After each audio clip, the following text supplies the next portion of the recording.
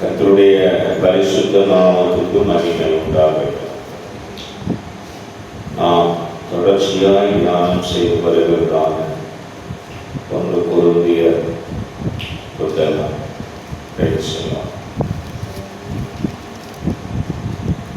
1 கொரிந்தியர் புத்தகம் 7வது அதிகாரத்திலே கடந்த நாட்களிலே நாம் தியானம் செய்தோம். கணவன் மனைவி என்ற நிலையில் இருக்கிறவர்கள் கர்த்தருக்குள் எப்படி வாழ வேண்டும் என்கிறதை குறித்து கடந்த நாட்களிலே நாம் தொடர்ச்சியாய் தியானம் செய்து வருகிறோம். கணவன் மனைவி என்ற நிலையில் இருக்கிறவர்கள்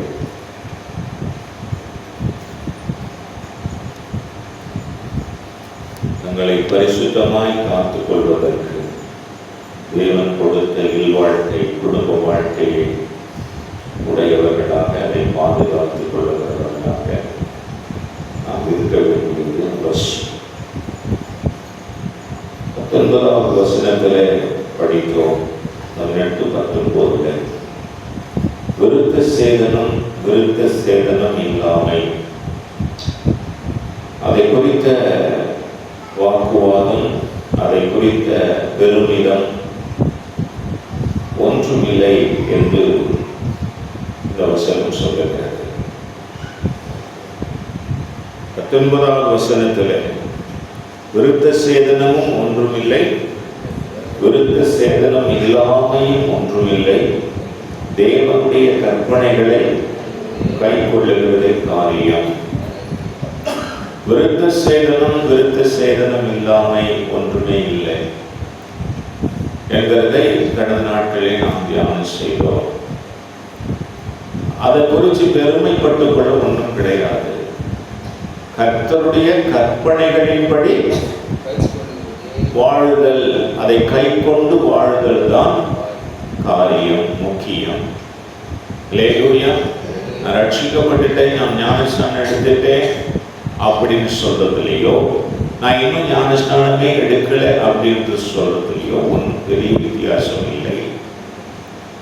வித்தியாசம் எங்கே இருக்கிறது என்றால், சத்தியத்தின்படி வாழுதல், கற்பனைகளை கை கொள்ளுதல், அதுதான் காரியம். கலாத்தியர் 6:15 படிச்சோம். புது சிருஷ்டியே காரியம்.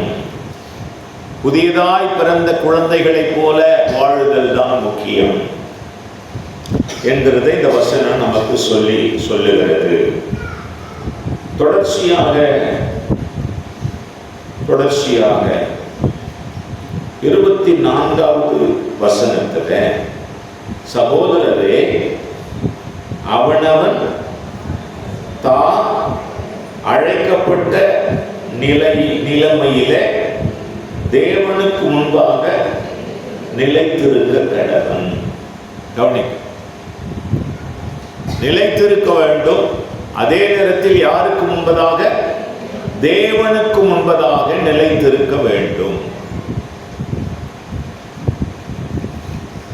ரட்சிக்கப்பட்டோம், ஞானஸ்நானம் எடுத்துட்டோம், நிலைத்து நிற்கிறோமா அப்படின்னா கேள்விக்குறிதான் நிறைய பேர். இன்றைய காலத்தில் விசுவாசிகளாக வாழ்கிற அநேகருடைய வாழ்வியல் முன்மாதிரிகளாக இல்லை. ஏதோ சர்ச்சுக்கு போறோன்னு போறாங்க, ஊழியம் செய்யறன்னு ஊழியக்காரங்க கூட ஊழியம் செய்யறன்னு செய்யறாங்க, அவ்வளவுதான். உங்களுக்கு தெரிந்த கிறிஸ்தவர்களையோ இல்லை ஊழியர்களையோ நாம் நினைத்து அவர்களை பின்பற்றுகிற நிலையில் ஏதாகிலும் இருக்கிறதா என்று யோசித்து பார்த்தால் நிறைய பேர் இடத்துல 0 தான். இந்த பாஸ்டரோ இந்த பாஸ்டர்மாவையோ நம்ம ஃபாலோ பண்ண முடியுமா?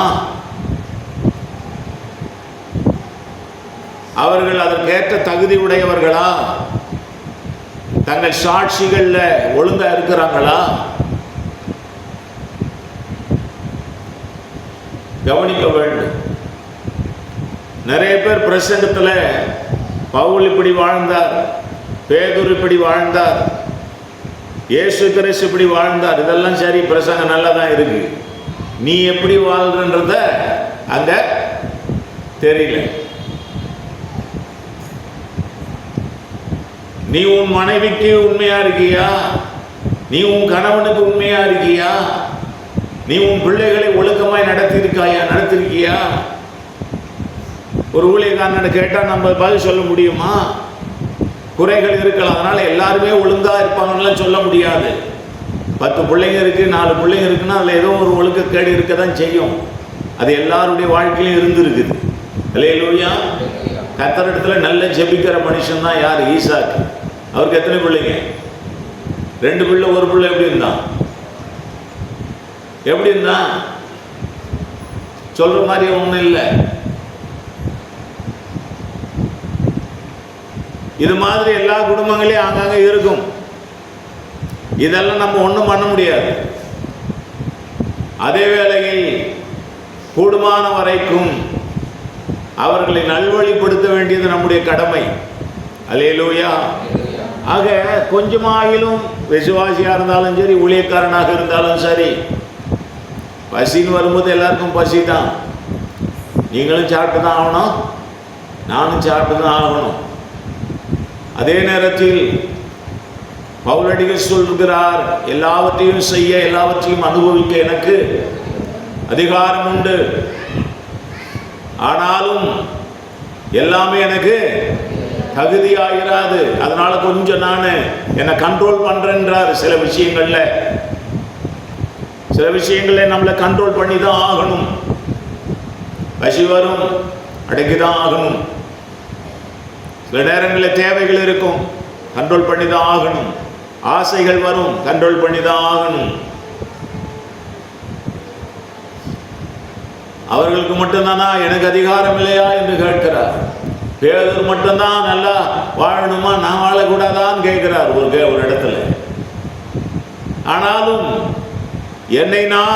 என்னை சிலுவைக்கு ஒப்பு கொடுத்து, என்னை நான் அந்த தேவனுடைய திட்டத்துக்கு, அவருடைய தரிசனத்துக்கு உட்படுத்தி என்னை சிலுவையில் ஒப்பு கொடுக்கிறேன், அறைய ஒப்பு கொடுக்கிறேன்னு சொல்றார்.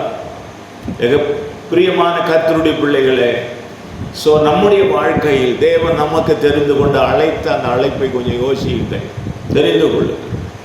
அந்த அழைப்பில் என்ன பண்ணுங்க? நிலைத்திருங்கள். யாருக்கு முன்பதாக? தேவனுக்கு முன்பதாக. வேற எதையும் பார்க்காதீங்க. அதாவது சில நேரங்களில் சகோதரிகள் நல்ல ஜோபம் பண்ணிங்க, திடீர்னு கணவன் வந்து கோவப்பட்டு ஏதோ வந்து பிரச்சனை பண்ணிடுவோம். சில நேரத்தில் கணவன் நல்ல ஜோபம் பண்ணிப்போம், மனைவி ஏதாவது பிரச்சனை பண்ணி விட்டுரும். சில நேரத்தில் பிள்ளைங்க மூலயமா ஒரு பிரச்சனை வந்துடும். இதெல்லாம் இயல்பு.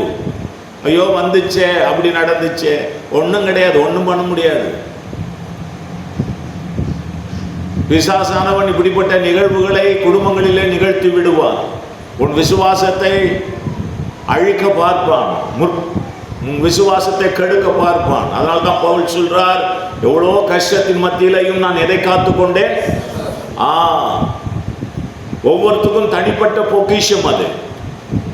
நம்மளை பலவீனப்படுத்த, அசிங்கப்படுத்த சில நிகழ்வுகள், சில காரியங்கள், சில மனிதர்கள், நம்முடைய உறவுகளாக இருக்கலாம், உடன் பிறந்தவர்களாக இருக்கலாம், நண்பர்களாக இருக்கலாம், இல்லை என்றால் நம்முடைய சுற்றிலும் வாழ்கிற ஜனங்களாக இருக்கலாம். நம்மை சோதரம் வேதனைப்படுத்த மட்டுமல்ல, நம்மை கரப்படுத்த கூட ஜனங்கள் எழும்புவார்கள். ஆனால் காத்து கொள்ள வேண்டியது யார் கடமை? நம்முடைய கடமை. தேவனுக்கு முன்பதாக அந்த அழைப்புல நாம் நிலைத்து நிற்க வேண்டும். உங்களை தேவன் அழைத்தார் இல்லையா? என்ன அழைச்சார் இல்லையா?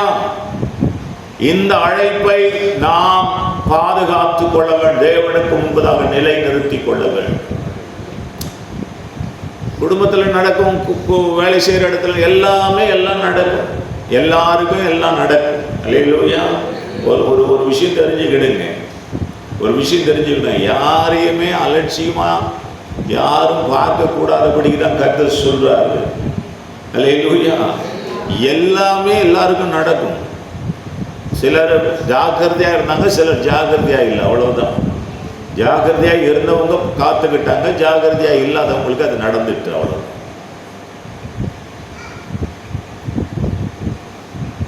ஐயோ என் வாழ்க்கையில் அப்படிலாம் கிடையாது, இல்லை நீ இன்னும் ஜாக்கிரதையாக இரு, அப்பதான் அது வராது. அதனால தான் ஆண்டவர் சொல்றார், விழாதபடிக்கு ஜாக்கிரதையாக இரு. அவங்க வழிக்கு கீழ் வந்துட்டாங்க, நான் விழ மாட்டேன்னு சொல்லாத. எப்போ வேணாலும் யார் வேணாலும் விழ முடியும். அதனால பெருமைப்பட்டு கொள்ள ஒண்ணுமே கிடையாது. அதனால தான் அந்த வசனத்தை நான் அடிக்கடி சொல்வது உண்டு, நிற்கிறதும் நிர்மூலமாகாமல் இருக்கிறதும் கர்த்தருடைய சுத்த கிருபை. இப்போ கவனிக்கணும், தேவனுக்கு முன்பதாக நம்மை நிலைத்திருக்க நம்மை அர்ப்பணித்துக் கொள்ள வேண்டும். நிலைத்திருக்க கடமை. 28வது வசனம், நீ விவாகம் பண்ணினாலும் என்னது பாவம் கிடையாது, கன்னிகை விவாகம் பண்ணினாலும் பாவம் இல்லை. கவனிக்கப்படும். அதாவது மறுமணம் செய்வதும் பாவம் அல்ல, கன்னிகை விவாகம் பண்ணதும் பாவம் அல்ல. ஆகிலும் அப்படிப்பட்டவர்கள் சரீரத்தில் உபத்திரவப்படுவார்கள். கவனிக்கணும், நான் சொல்ல வந்த சத்தியத்தை நான் சொல்றேன். கல்யாணம் ஒன்று ஆயிடுச்சுன்னா கல்யாணம் பண்ண அத்தனை பேருமே என்னதுங்க, சரீரத்தில் உபத்திரவப்பட்டு தான் ஆகணும். இது யாரும் விதிவிலக்கு கிடையாது. அல்லேலூயா. கல்யாணம் ஆயிடுச்சுன்னா கன்னிகையா இருக்கிறவளோ இல்லை கன்னிகை கல்யாணம் பண்ணாமல் இருக்கிற நிலையில் இருக்கிற ஒரு மனுஷனோ அப்படியே இருக்கிற வரைக்கும் அவங்களுக்கு பிரச்சனையே கிடையாது. ஆனால் திருமணம் என்கிற ஒரு நிலையில் அவர்கள் கடந்து வந்த பிறகு சரீர பிரகாரமாக அவர்கள் பல விதமான கஷ்டங்களின் ஊடாக கடந்து போக வேண்டியது இருக்கிறது. அல்லேலூயா, அல்லேலூயா. இதுல யாரும் விதிவிலக்கு கிடையாது, இது எல்லாருக்குமானது. ஆமென். இந்த வழியில கவனிக்கணும். இந்த வழியில சிலர்லாம் பார்த்தீங்கன்னா ரொம்ப பணம் வச்சுட்டு இருக்கிற ஆள்லாம் பார்த்தீங்கன்னா கல்யாணம் பண்ணிக்கிடுவாங்க, ஆனால் என்ன பெற்றுக்க மாட்டாங்க, குழந்தை பெற்றுக்க மாட்டாங்க. அப்படியே குழந்தை பெற்றுக்கிட்டாலும் வேற ஒருத்தர் மூலியமா என்ன பண்ணிக்கிறாங்க, அது மருத்துவ ரீதியில் அவங்களுடைய அணுக்களை எடுத்து வேறொரு பெண்ணுக்குள்ளே வைத்து அதை குழந்தையாக உருவாக்கி அதுக்கப்புறம் பெற்றெடுத்துக்கிறாங்க. கவனியுங்கள், சரீரம் என்பது பலவீனமானதுதான், பலவீனமான பாண்டம் என்று வேதம் சொல்லுகிறது. அல்லேலூயா.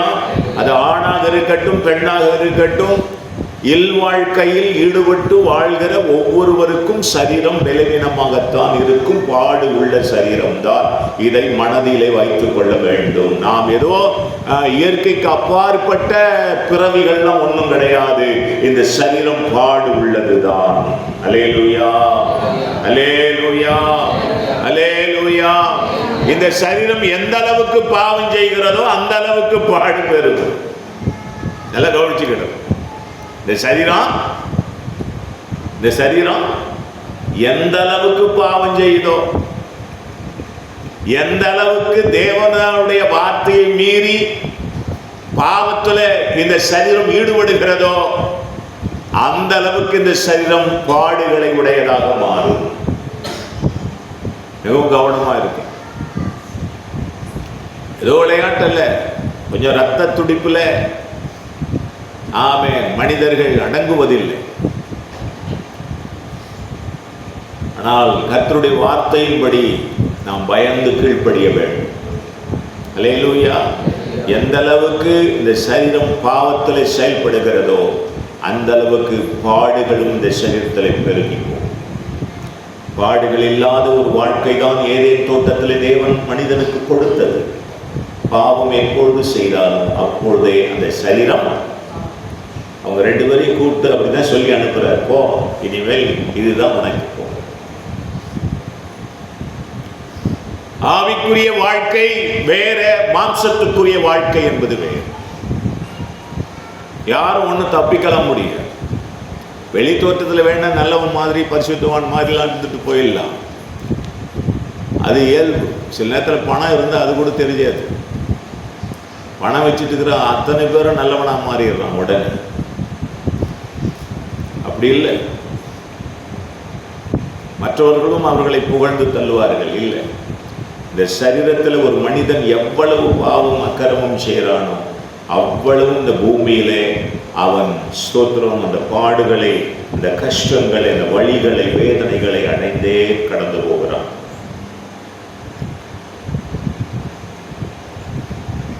ஆக பிரியமான கர்த்தருடைய பிள்ளைகளே, இதை நாம் நினைவில் கொண்டு கர்த்தருக்கு முன்பதாக பரிசுத்தமான வாழ்வு வாழ்வதற்கு தேவன் நமக்கு உதவி செய்வாராக. அல்லேலூயா. 31வது வசனம். இவ்வுலகத்தை அனுபவிக்கிறவர்கள் அதை தகாத விதமாய் அனுபவியாதவர்கள் போல இருக்க வேண்டும். கவனிக்க, இந்த உலகத்தை அனுபவிக்கிற யாராக இருந்தாலும் அதை தகாத முறையில் அனுபவிக்க கூடாது. அது எதுவாக இருந்தாலும் சரி. அல்லேலூயா. இந்த உலகத்துல எல்லாத்துக்கும் ரைட்ஸ் இருக்குங்க, எல்லாத்துக்கும் ரைட்ஸ். நான் சின்ன பையனா இருந்த காலத்தில், சும்மா ஊரில் எங்கேயாவது மர பெஞ்சு, ஏதாவது ஒரு கல், இல்லை வேற ஏதாவது மரம், இல்லை ஏதாவது உட்கார தின்ன எங்கேயாவது இருக்கும், அங்கே உட்காந்துட்டு இருப்போம். அங்கே ஒரு பெரியவர் வருவார், தாத்தா வருவார், கொஞ்சம் கொம்பு எடுத்துட்டு வருவார். அந்த தாத்தாவுக்கு அந்த இடத்த கொடுக்கணும். எழுந்து நின்று, தாத்தா என்ன பண்ணுங்க, உட்காருங்க, என்ன உட்காருங்க. அது ஒரு பெரிய சேர்லாம் ஒன்றும் கிடையாது. அது என்னது, ஒரு கல், ஒரு சின்ன பெஞ்ச். இன்னைக்கு அந்த பழக்கம் அறவே பிள்ளைகளாண்ட இல்லை. பெரியவர்களை மரியாதை செய்கிற அந்த பழக்கம் இல்லை, கனம் பண்ணுகிற பழக்கம் இல்லை. இன்னும் கால் மேல கால் போட்டு அவர் வரும்போது ஆட்டுறான். ஏன் காலு நான் ஆட்டுறேன்னு சொல்லுவான் பழுகுது. அல்லேலூயா. என்ன வேணாலும் செய்வான். இதெல்லாம் நல்ல கேரக்டர் கிடையாது. பார்த்தீங்களா? அதுதான் இந்த வசனம் சொல்லுது. நீங்க இவ்வுலகத்தை அனுபவிக்கிறவர்கள் அதை தகாத விதமாக அனுபவியாதவர்களாக இருக்கணும்ன்ற, அதான் அனுபவிக்க கூடாதுன்ற. தகாத விதமா அனுபவியாதீங்க, தகுந்த விதத்துல ஒவ்வொன்றையும் பயன்படுத்துங்கன்ற. ஒரு ஒழுக்க நெறியோடு கூட வாழுங்க. கணவன் மனைவி அப்படி நேசிக்கணும், மனைவி கணவன் அப்படி கனம் பண்ணணும், பிள்ளைகள் பெற்றோரை கனம் பண்ணணும், பிள்ளைகள் பெரியவர்களுக்கு அப்படிப்பட்ட கணத்தை செய்யணும். எது வேண்டுமானாலும் எப்படியும் செய்யணும், செய்யக்கூடாது. எல்லாத்துக்கும் ஒரு ஒழுங்கு இருக்கிறது. அந்த ஒழுங்கை நாம் நடைமுறைக்கு கொண்டு வர வேண்டும். அல்லேலூயா. கரங்களை வைத்து சொல்லுவோம். அல்லேலூயா, அல்லேலூயா. ஒரு இடத்துல ஒரு பிரச்சனை ஆச்சு. கல்யாணம் ஆச்சு. கல்யாணம் ஆகி ஒரு குழந்தை பிறந்தது. குழந்தை பிறந்தோடனே நாங்கள் தனி குடித்தனம் போகிறோம் அப்படின்னு ஒரு கலட்டா போயிட்டாங்க. வீட்டுக்குள்ளே தனி குடித்தனம் போகிறோம், எங்களை விட்டுடுங்க. ஏன்னா 2 பேருமே ஐடியில் வேலை செய்து சம்பாதிக்கிறாங்க. தனி குடித்தனம் போகணும் அப்படின்னு ஆசை அடம் பிடிக்கிறாங்க. எவ்வளோ சொல்லி பார்த்தாச்சு, அடம் பிடிக்கிறாங்க. உடனே அவங்க அப்பா என்ன பண்ணார், சரி போட்டோம் விடு. அவங்க அம்மா இந்த தாயும் ஒத்துக்க மாட்டாங்க அவ்வளோ சீக்கிரம். ஏன்னா அவங்களுக்கு புரியாது என்ன நடக்குது. அது அவ்வளோ பாசனத்தை கொட்டி வளர்த்தாச்சு பிள்ளைங்க மேலே. சோத்திரம் இப்போது வந்த அம்மா தனியாக கூப்பிட்டு போகணும், துடிக்குது. அவர் என்ன பண்ணிட்டார், போட்டோ விடு அப்படின்னு வெளியே அனுப்பிட்டார். அவங்களா போய் அட்வான்ஸ் கொடுத்தாங்க, வீடு பார்த்தாங்க. இது நடந்துக்கிட்டு கொரோனாவுக்கு முன்னாடி நடந்த சம்பவம். கவனிங்க, ஒரு வருஷம் தாக்கு பிடிக்கல, 2 பேரும் அடிச்சுக்கணும் பிடிச்சிக்கணும், நீ யாரு நான் யாருன்னு கேட்டு உடனே பிரிஞ்சு போகுது. அந்த பொண்ணு அவங்க வீட்டுக்கு போயிட, இவர் இங்கே திரும்பி வரத்துக்கு ரொம்ப யோசிக்கிறார். யாரு? புல்லாண்டா திரும்பி வரதுக்கு ரொம்ப யோசிக்கிறார். சரி, எப்படியோ கண்டுபிடிச்சி கூப்பிட்டு வந்தாங்க.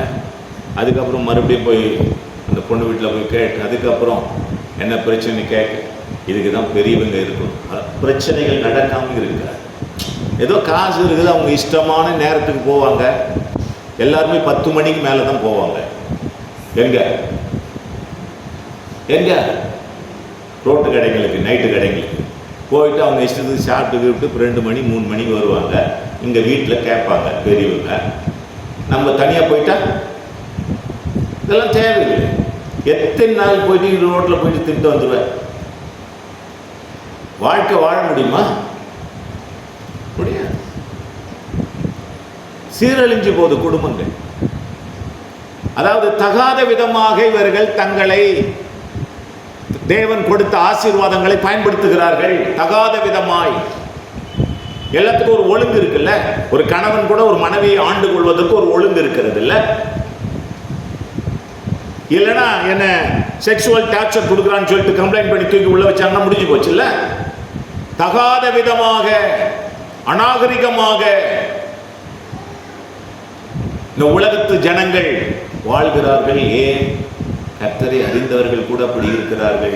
மிகவும் கவனமாக இருக்க வேண்டும். அல்லேலூயா. எல்லாத்துக்கும் ஒரு ஒழுங்கு இருக்குங்க. நான் எப்பொழுதும் கவனிக்கணும். சில நேரங்களில் நான் பேசுகிறது சிலருக்கு பிடிக்கலாம், பிடிக்காமல் போகலாம். நான் தொலைநோக்கு திட்டத்தை உடையவனாக பேசிக் கொண்டிருக்கிறேன்.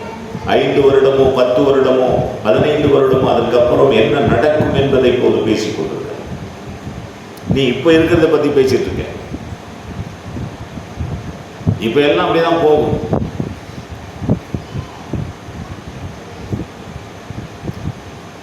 ஆக நாம் உண்மையான நேசமுடையவர்களாக இருந்தால்,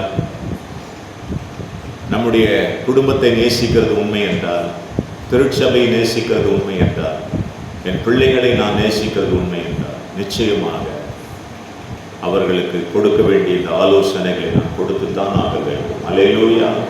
எல்லாம் சொல்ற, தகாத விதமாக ஒன்றையும் பயன்படுத்தாதே. எல்லாத்தையும் யோசி. எல்லாத்துக்கும் ஒரு லிமிட் இருக்கிறது, கண்ட்ரோல் இருக்கிறது.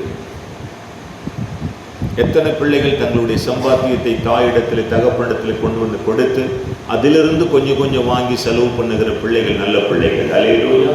தப்பு இல்லை. எல்லாத்துக்கும் ஒரு ஒழுங்கு இருக்கிறது. நீ என்னதான் பெரிய நபராக மாறி இருந்தாலும் கூட ஸ்தோத்திரம், ஒழுங்கு இருக்கிறது.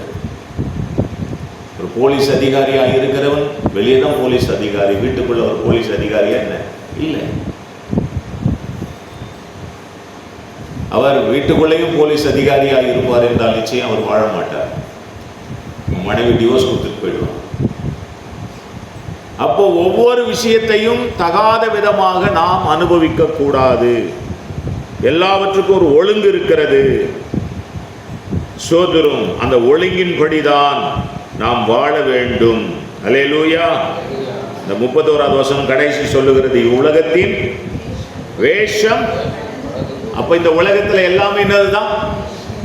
சத்தமா தான் சொல்லுங்களேன். ஆமே, எல்லாம் வேஷம் தான். வேஷமாகவே மனுஷன் திரிகிறான்.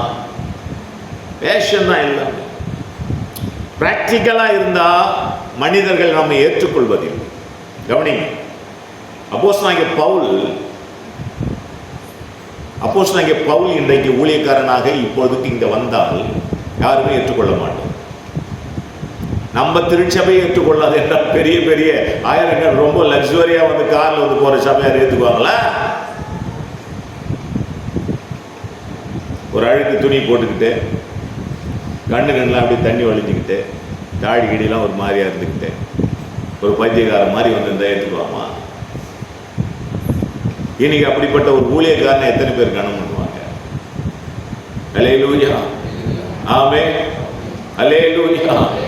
ஒவ்வொரு முறையும் ஊழியத்துக்கு போகும்போது இந்த இந்த என்னது இது தாடிய சோத்திரம், அதுக்கு போய் ஒரு அது பியூட்டி பார்லர் கூட இப்போ சொல்லக்கூடாது உங்களுக்கு, அது பேர் வேறு மாதிரிலாம் வச்சுட்டாங்க. சோத்திரம் அங்கே போய் உட்காந்து அதெல்லாம் திருத்திக்கிட்டு அதெல்லாம் பண்ணிக்கிட்டு இந்த வெள்ளை முடிக்கலாம் என்ன அடிச்சு பெயிண்ட் அடித்து அதெல்லாம் பண்ணி வரணும். ஒவ்வொரு முறையும் ஒவ்வொரு வாரத்துக்கும் போனோம்னா ஒரு 2000 ரூபா 3000 ரூபா செலவு பண்ணி மாதத்துக்கு எவ்வளோ ஆகுது? 4 மணி பண்ணுவதுக்கு ஒரு 15000 ரூபா.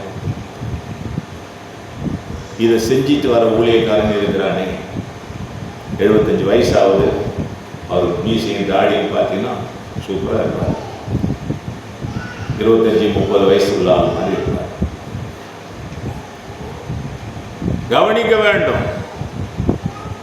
ஆக இந்த உலகத்தில் அப்படி வாழ்றாங்கன்ற நான், விசுவாசிகள் அப்படி வாழ்றாங்க, ஊழியர்களும் அப்படி வாழ்றாங்க. இது சரியா தவறா என்று எனக்கு தெரியலங்க. ஆனால் என்னை பொறுத்த வரைக்கும் ஸ்தோத்திரம், இந்த வசனத்தின் அடிப்படையில் அது தவறு என்று நான் நினைக்கிறேன். அல்லேலூயா. நான் செய்யாததனால் அது தப்பு என்று நான் சொல்லவில்லை. நான் செய்யாததினால் அது தப்புன்னு நான் சொல்லல. மாறாக இப்படிப்பட்ட காரியங்களுக்கு முக்கியத்துவம் கொடுத்து வாழ்கிறவர்கள் உண்டு.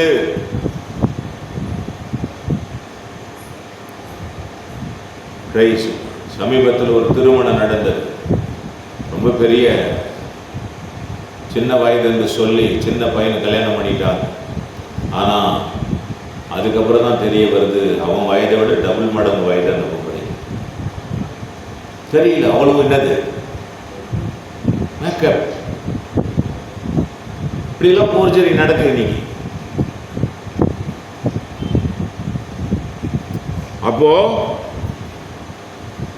இந்த உலகத்தில் தேவன் கொடுத்த இந்த வாழ்வை, இந்த ஜீவியத்தை நாம் தகுந்த நிலையில், ஒழுக்கத்தின் நிலையில் நாம் அதை கடந்து போக வேண்டும். அல்லேலூயா.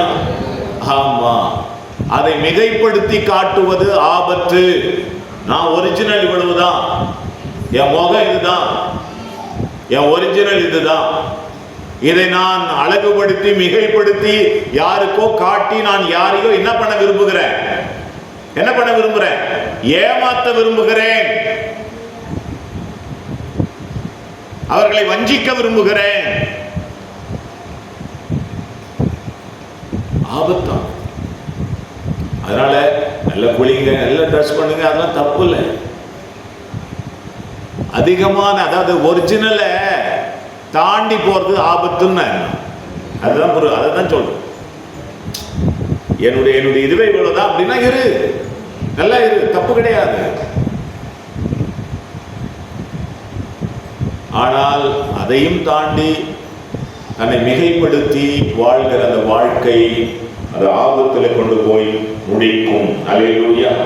35வது வசனத்தில் இதை நான் இப்ப சொல்லிட்டு வந்தெல்லாம் மற்ற வசனங்கள் எல்லாம் இதுக்கு உட்பட்ட வசனங்கள் தான். அதனால தான் எல்லாத்தையும் சொல்லாம முக்கியமான வார்த்தை மட்டும் சொல்றோம்.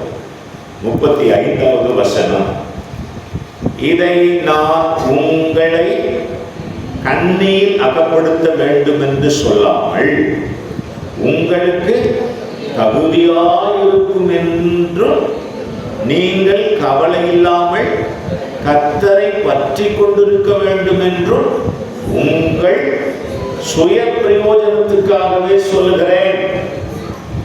அதாவது நீங்கள் கவலை இல்லாமல் கர்த்தரை பற்றி கொண்டிருக்க வேண்டும் என்று உங்கள் சுய பிரயோஜனத்துக்காக சொல்றேன்.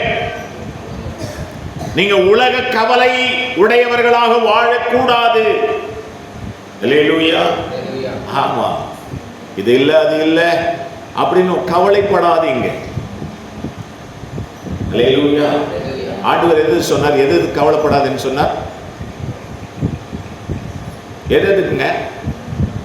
சாப்பாட்டுக்கு, அப்புறம் சத்தமா சொல்லுங்க, உடைக்கு, அப்புறம் உறங்குவது. சாப்பாடு, ட்ரெஸ்ஸு, ஆமென். தகைகளான் குருவி, அதுக்கு ஒரு கூடு இல்லையே, அதுக்கு இடம் இல்லையே. அது மாதிரி நீங்கள் கவலைப்படாதீங்க. எங்கே படுப்போம், எங்கே வீடு இல்லையே, வாசல், கவலைப்படாதீங்க. ஆக இந்த கவலைப்படுகிறது இந்த ஒரு விஷயம், இது மூணுத்துக்கும் கவலை. ஒருவேளை இந்த மூணுத்துக்கு கூட கவலைப்படலான்ற நான் அல்லேலூயா. ஆமாம், அது வரும், ஆயுஷுவலாக வரும். எனக்கு ஒரு மழை காலத்தில் எங்கே ஒழுங்கு யார் இருக்கு தெரியும். ஒரு வீடு தான் நல்லா இருக்கு, தப்பு கிடையாது. இது கவலைப்படாதீங்க, உங்கள் பரமபிதா தருவாருன்னு சொல்லியிருக்கு வசனம். அல்லேலூயா. உங்களுக்கு வீடும் தருவார், சாப்பாடும் தருவார், ரசம் தருவார். ஆனால் இன்னைக்கு கவலை அது கிடையாது. இன்னைக்கு கவலை என்னது? மிகைப்படுத்தப்பட்ட காரியங்கள், அழகு சாதனங்கள், அல்லேலூயா, அலங்கார சாதனங்கள். அழகு சாதனம், அலங்கார சாதனங்கள், இது மேல் தான் கவலை. அடிப்படையான கவலைகள்லாம் போயிடுச்சு இப்போ, ஏன்னா அதெல்லாம் வந்துட்டு. அதனால உலக கவலைகளை விட்டொழிந்து நாம் வசனத்தில் படிச்சது போல கர்த்தரை பற்றி கொண்டிருக்க வேண்டும் என்பது தான் உங்க கவலையா இருக்கணும். அல்லேலூயா. நான் யாரை பற்றி கொண்டிருக்க வேண்டும்? கர்த்தரையே பற்றி கொண்டிருக்க வேண்டும். ஐயோ, என் பையனுக்கு, என் பொண்ணுக்கு, அவங்களுக்கு, இவங்களுக்கு வீடு இல்லை, வாசல் இல்லை, வாகனம் இல்லை, அந்த கவலையெல்லாம் வேண்டாம். நான் கர்த்தருக்குள்ளே வாழ்கிறேனா, கர்த்தரோடு இருக்கிறேனா, அந்த கவலை இருக்கட்டும். இப்போ கர்த்தர் வந்தார்னா கர்த்தரோடு நான் போவேனா, இந்த கவலை வேணும். அல்லேலூயா. கர்த்தரோடு வாழ்கிற கவலை நமக்கு வேணும். ஆண்டவர் வந்தால் உண்மையும் உத்தமமானவனே என்று அழைப்பாரா, அந்த கவலை எனக்கு வேணும். உன்னை யார் என்று எனக்கு தெரியாது, நீ எவ்விடத்தான் என்று கேட்பாரா, அப்படி ஒரு சோதரம் நிலை வந்தா என் நிலை என்ன ஆகும், அந்த கவலை வரணும். உலக கவலை எல்லாம் விட்டு ஒளி. அல்லேலூயா. உலக கவலைகளை ஆமென் விட்டு ஒளியுங்கள். கர்த்தர் அதையெல்லாம் பார்த்து கொள்ளுவார். எதுக்கும் கவலைப்படாதீங்க. உங்களுக்கு வீடு, உங்களுக்கு வேண்டிய ஆகாரம், உங்களுக்கு வேண்டிய ஆடைகளை கர்த்தர் தருவார். அல்லேலூயா. ஆமென். அவைகள்லாம் உங்கள் பரமபிதா உங்களுக்கு கொடுப்பார் நிச்சயம். ஆனால் உங்கள் கவலை எதன் மேல் இருக்கணும்? கர்த்தர் மேல் உங்கள் கவலை இருக்க வேண்டும். கர்த்தர் மேல் உங்கள் கவலை இருக்க வேண்டும். 39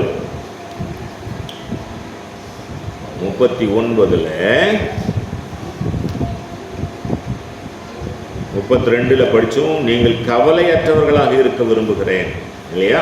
சரி, கவலை அற்றவர்களாக நாம் வாழணும். 39 என்ன சொல்லுகிறது?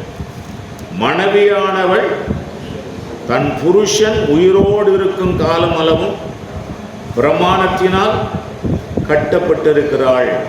தன் புருஷன் மரித்த பின்பு தனக்கு இஷ்டமானவனையோ கர்த்தருக்குட்பட்டவனுமாய் இருக்கிற எவனை ஆகிலும் விவாகம் பண்ணிக்கொள்ள விடுதலையாயிருக்கிறாள்.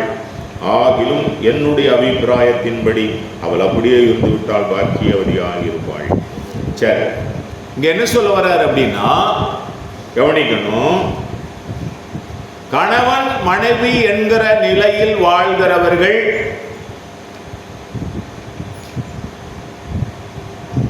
அவர்கள் பிரமாணத்தில் கட்டப்பட்டு இருக்கிறார்கள். அந்த பிரமாணத்தை உடைக்க கூடாதுன்றார். அல்லேலூயா. இது எவ்வளவு பேர் ஃபாலோ பண்றாங்கன்னு தெரியல.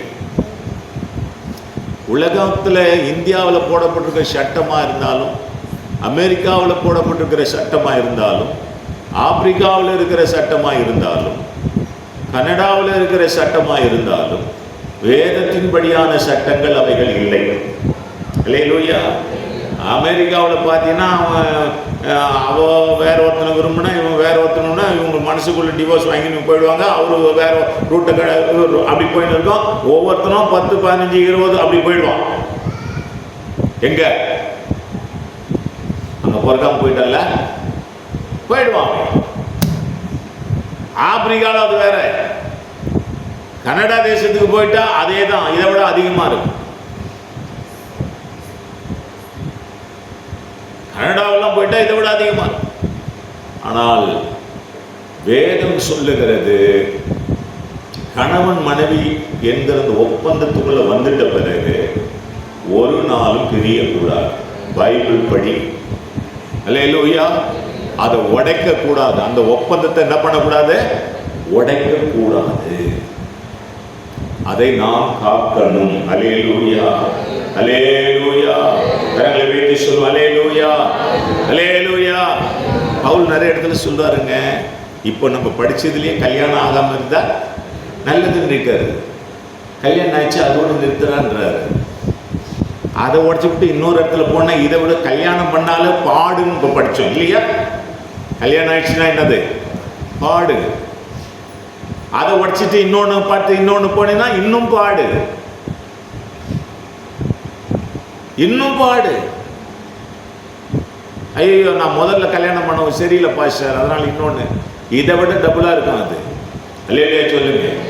டபுள் கிடையாது, 10 மடங்கு கூட அதிகமா இருக்கும். நான் எத்தனையோ முறை சொல்லி இருக்கிறேன், வாழ்க்கையில பிரச்சனைகள் வரும், ஏற்றத்தாழ்வுகள் வரும், கஷ்டம் வரும், சில நேரத்தில் சண்டை கூட வரும், அடில் கூட நடக்கும். பரவாயில்லை, உன் பரிசுத்தத்தை காத்துக்கொள். அல்லேலூயா சொல்லு. சண்டை வந்ததுனால பரிசுத்தம் என்ன ஆயிடாது? சண்டை வந்ததுனால பரிசுத்தம் கெட்டுடுமா? இல்லை. உன் கணவனை விட்டு நீ போனாதான் பரிசுத்தம் கெடும், உன் மனைவி விட்டு போனாதான் பரிசுத்தம் கெடும். சண்டை எல்லா காரணத்துக்கும் வரும். சில நேரத்தில் பையன் அடங்க மாட்டான், வாலி பையனை ஆகிட்டு இருப்பான், பையன் அடங்க மாட்டான், அப்பா அவனை போட்டு 4 போடணும்னு நினைப்பாரு, அவன் அப்பாவை போட வருவான். இந்த அம்மாவுக்கு அப்படியே பதைக்கும், எங்கடா இந்த பையன் இந்த ஆள் மேலே கையை வச்சு 4 போடான்னு இடையில வந்து தடுக்கும். அந்த நேரத்தில் அவன் மேலே இருக்க கோபத்தை யார் மேலே காட்டுவார்? அவரு மனைவி மேலே காட்டுவார். அவங்ககிட்ட 4 போடுறதுக்கு பதிலாக பொண்டாட்டியை 2 போடுவார். இது எல்லா வீட்லையும் நடக்கும்.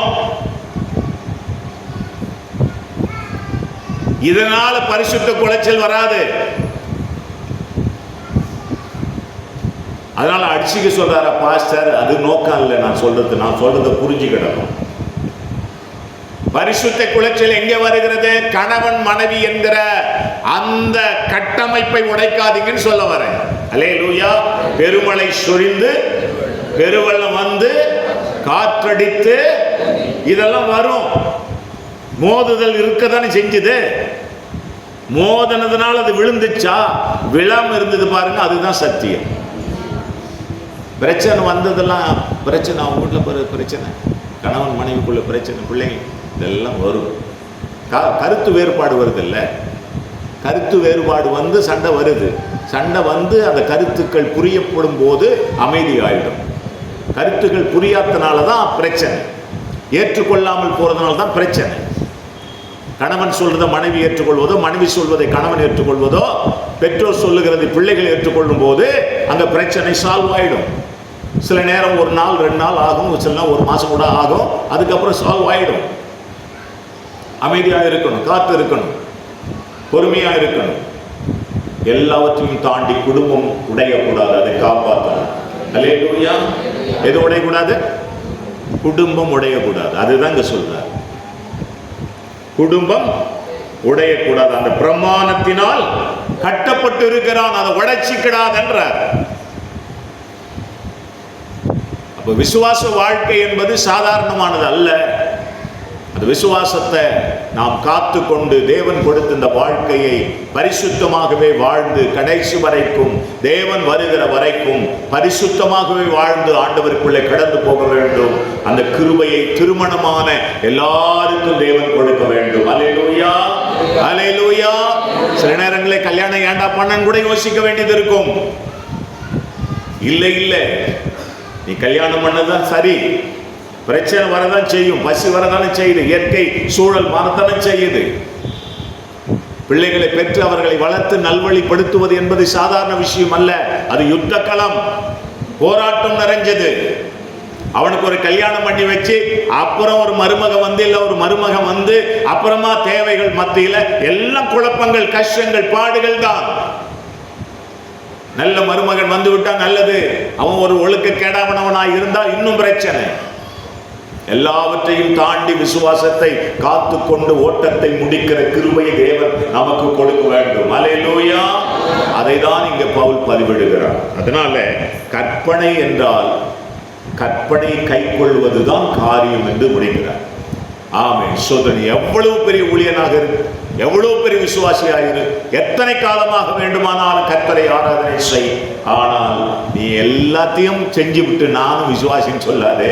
உன் விசுவாசத்தை நீ காத்து கொண்டாயா, நல்லொழுக்கம் உள்ள ஒரு வாழ்க்கையை வாழ்ந்தாயா, உன் மனைவி, உன் கணவன், உன் பிள்ளைகள், உனக்கு உண்டான திருச்சபை சபையாருக்கு மத்தியில நீ விசுவாசத்தோடு வாழ்ந்தாயா என்கிறதை கர்த்தர் பார்க்கிறார். அல்லேலூயா. பிரச்சனைகள் ஏராளமாய் வரும், உண்மையில் பொய்யாய் கூட சொல்லுவார்கள், அதை பத்திலாம் நீ ஒன்றும் கவலைப்படாதே. அல்லேலூயா. உன்னை பத்தி பொய்யா சொன்னால் நீ பாக்கியவான் என்று இருக்கு. பொய்யா 1000 பேர் பிடிக்காதவங்களாம் அவன் இஷ்டத்துக்கு ஏதாவது பேசிட்டு போவான், பேசிட்டு போட்டோம் போ, ஆனா நீ அப்படிப்பட்ட ஆளா இருக்காதே. அல்லேலூயா. தேவன் நமக்கு கிருபை செய்யும்படி கண்களை மூடி நாம் ஜெபிப்போம்.